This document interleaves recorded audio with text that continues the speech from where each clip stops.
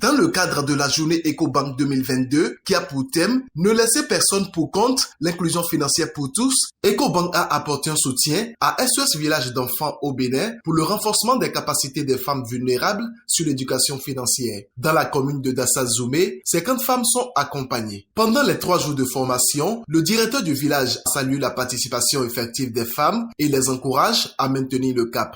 Je félicite chacun et tous pour le sérieux, le calme et l'entrain, l'abnégation que vous avez eu tout au long de la session. Et je voudrais vraiment me rassurer que vous partez d'ici suffisamment aguerris pour améliorer votre quotidien, pour améliorer ce que vous faites, pour mieux gérer désormais vos finances, parce qu'on vous a suffisamment éduqué, et cela grâce à EcoBank. Notre remerciement va à l'endroit des dirigeants de la banque et aussi à l'endroit de notre direction qui a pensé que cette formation est importante, elle est nécessaire pour vous. Le représentant du directeur national de SOS Bénin apprécie l'initiative et remercie les partenaires. L'initiative est de renforcer les tutrices, les femmes de notre unité de programme, le renforcement de la famille sur l'éducation financière.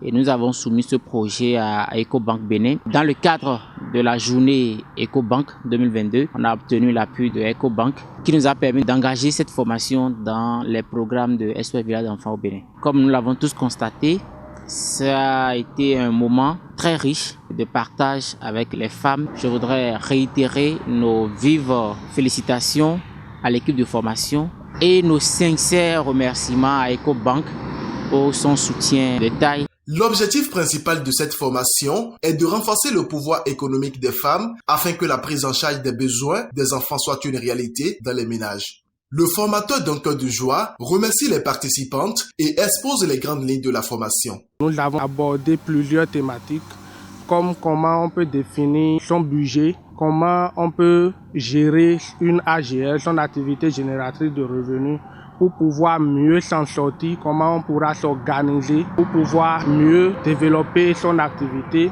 et aussi comment, quand et pourquoi je peux aller faire un prêt pour pouvoir entamer une activité génératrice de revenus ou pour pouvoir booster mon activité. Le message que nous avons porté vers ces participantes est passé et c'est déjà l'objectif de la formation. À la fin, les témoignages que nous avons reçus d'elles nous ont rassurés de ce que, au-delà de cette formation, il y aura une pratique qui sera faite. Les femmes bénéficiaires sont fières de la formation et expriment leur profonde gratitude à l'endroit des organisateurs et souhaitent la pérennisation du projet. Elles s'expriment en langue nationale.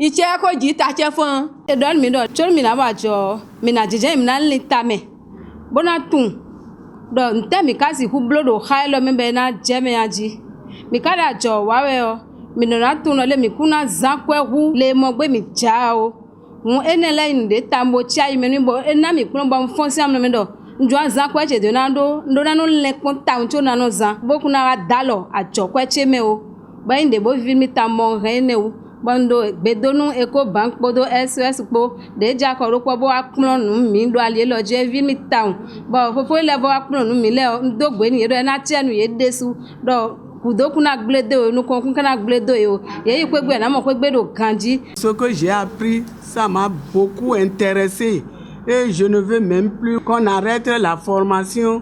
Si la formation peut continuer pendant au moins une semaine, je serai encore très ému et je salue tellement les formateurs parce que les formateurs nous ont beaucoup appris les choses et que vraiment ça m'a fait égayer. Et je remercie beaucoup SOS avec EcoBank qui ont dit que nous ne pouvons pas aller se perdre. Donc ils nous ont mis sur le bon chemin.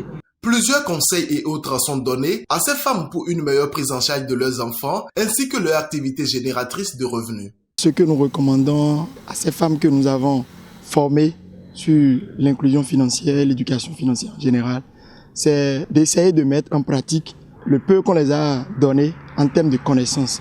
Surtout dès la mise en place de leurs activités génératives de revenus, ce que je veux mettre en place comme activité. Après ça, il faut penser toujours à l'étude de marché et travailler surtout sur la qualité-prix de ce que je veux mettre sur le marché.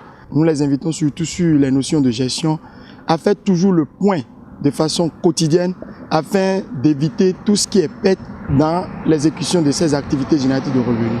Avec cette formation sur l'inclusion financière à SOS d'enfants d'Assa, les femmes vulnérables peuvent pousser désormais un ouf de soulagement car leurs capacités financières sont renforcées et la prise en charge des enfants ne sera plus un souci. Une photo de famille a marqué la fin de cette séance de formation.